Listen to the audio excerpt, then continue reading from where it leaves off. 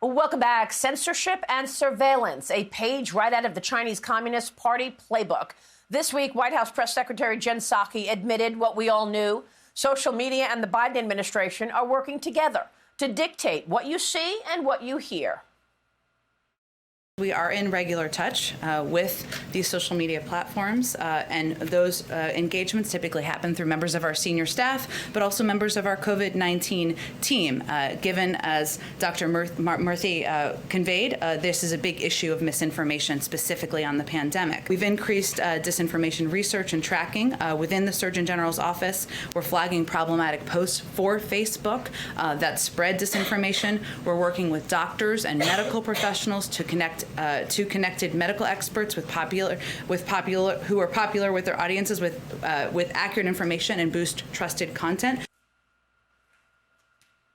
This comes just 1 month after Anthony Fauci's email showed he was plotting with Mark Zuckerberg on a so-called information hub to censor key information about the origins of COVID-19 and the treatments for COVID, something that Texas Senator Ted Cruz told us suggested collusion and could set up Facebook for damages.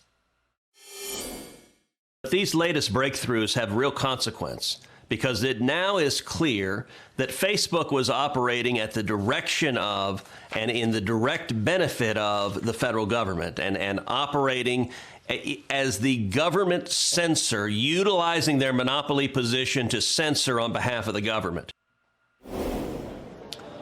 Senator Ted Cruz joins me now with a reaction to the White House's brazen censorship admission. Senator, it's good to see you. Thanks very much for being here. So was this collusion? It was undoubtedly collusion. It's good to see you this morning, Maria. You know, it's striking since that interview that you just aired a minute ago where I laid out that the Fauci emails really showed how big tech was in bed with the Biden administration, with the government, censoring on behalf of the government. There have been two significant developments. Number one, Donald Trump filed a class action lawsuit against big tech, against Facebook and Twitter and big tech, based on exactly the theory you and I discussed, that they were engaged in censorship that is unconstitutional, that is contrary to the First Amendment. And the theory behind President Trump's lawsuit is exactly the theory you and I discussed. Now, the challenge his lawsuit faces is the following. The First Amendment applies only to government action. The first words of the First Amendment are, Congress shall make no law. And so it applies to the federal government. It has since been incorporated and applied against the state government. And so the argument that a lot of the talking heads put out immediately after President Trump filed his lawsuit is they said, well, Facebook is not the government, Twitter is not the government, so this lawsuit will get thrown out. Well, the Supreme Court has long recognized a line of cases that when government uses a private company as a tool, as an arm to implement a government policy, in this instance, when government explicitly asks a private monopoly, censor the following speech that we disagree with, that private company can be treated as a state actor. And I got to say, watching Jen Psaki this week, it is amazing. I kind of wonder if Jen Psaki is on the payroll of Donald Trump, because her press conference strengthened President Trump's lawsuit against big tech. It makes clear that everything we thought about the Biden administration, about their willingness to trample on free speech, to trample on the Constitution, to use government power to silence you, everything we feared they might do, they are doing, and worse. And I think President Trump's lawsuit got much, much stronger this week. Yeah, I mean, we're going to talk with Mark Levin coming up in the program, and he said Psaki's admission makes Trump's big tech lawsuit a slam dunk, that she should be a defendant. She should go and testify in that suit. So let me give you an example, Maria, to understand it. Imagine if the Biden administration went to, say, a private paramilitary organization and said, we're going to ask you to knock down people's doors and take their guns. And we're going to ask you to do this explicitly. And then we're also going to pass a law to immunize you. So if this private organization kicks down your front door, takes all your firearms, we're going to give you immunity from any civil liability. Now, nobody in their right mind would argue that private organization behaving essentially as stormtroopers trying to confiscate guns. Nobody would argue that that is not state action and that that doesn't violate the Second Amendment. What the Biden administration is doing with Facebook and Twitter and Google is the same thing. They're going to monopolists and saying, you are our tool to censor views we disagree with. And by the way, what's ludicrous is they've been censoring views that we now know are true. For months, they were censoring, for example, where the virus originated. We were just going through all of the censorship that we have been seeing. It's really disturbing to me that Facebook and all these other social media companies are censoring information that's actually true. They really are letting down the American people right before the election, censoring the Hunter Biden story, banning the New York Post from Twitter, and then going on to censor early treatments of COVID. We had on Senator Ron Johnson and Dr. Pierre Corey, who went through things like ivermectin, which was off patent. Nobody was making any money on it because it's off patent, but it actually could have been a very important treatment for early days of COVID. They took all of those posts down. They wouldn't allow you to talk about hydroxychloroquine. I mean, this is not just censorship for politics. They're actually letting the American people down in so many ways. Why? Is this the Communist Party's influence? Well, listen, you are exactly right that the censorship has been over and over again silencing things that are true. They banned, for example, any arguments that the coronavirus originated in a Chinese government lab in Wuhan, China. It now appears the overwhelming weight of the evidence suggests that's in fact where it originated, in a Chinese government lab.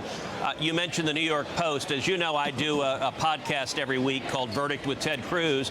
I just filmed a podcast about an hour ago where I sat down with the editor of the editorial page of the New York Post, and we talked about their story in the fall of 2020 about Hunter Biden's laptop. They broke that story, and big tech silenced it, took it down, and we now know that story was true. You covered at the top of your show how that story was true, and I got to tell you that the New York Post editorial page editor told me that even when he tried to direct message the story to other people, people were asking, hey, what's the story? Big tech would block his direct messages because they wanted to silence a story.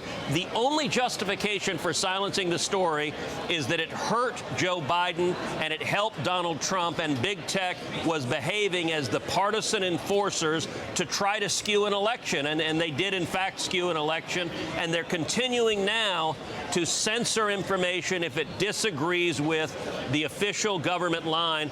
I got to say, it's the same thing you see happening in a communist country like China, in a communist country like Cuba, where if there are facts that are contrary to the government orthodoxy, the dictatorship prevents you from sharing the facts. Big tech is doing the same damn thing here in the United States, and it is a frightening threat, not just to free speech, but for the ability of the American people to learn the truth on a host of issues. Yeah, I'm very disturbed. I want to get to Cuba. I know that you have witnessed the effects of this communist regime firsthand with your father and your aunt. But first, on China, I mean, Joe Biden says he's the one leader that knows Xi Jinping best on the world stage, and that Xi Jinping truly believes he's going to acquire America and overtake America within 15 years. I mean, they're following our political debates. They're piling on. Do the progressives understand the dangerous situation they're putting this country in? That the CCP has goals, their Belt and Road Initiative, their civil-military fusion. They want to overtake the United States. Is the Biden administration enabling it with all of this censorship?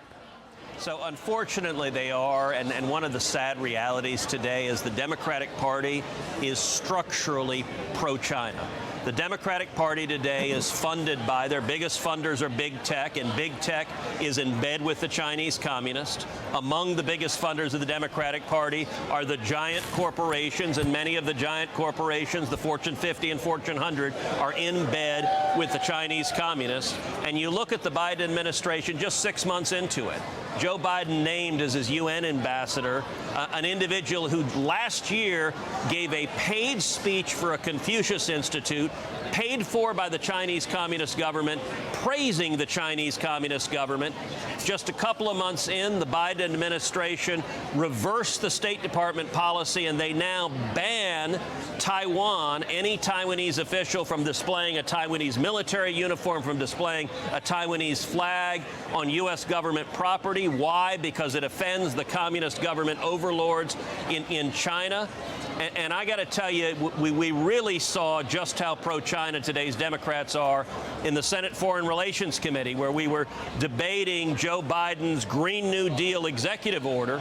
I introduced an amendment that said, all right, you can't buy electric cars from the region in China where the Uyghurs are being held in concentration camps, are being tortured, are being murdered. You can't buy electric cars that were made with Chinese slave labor.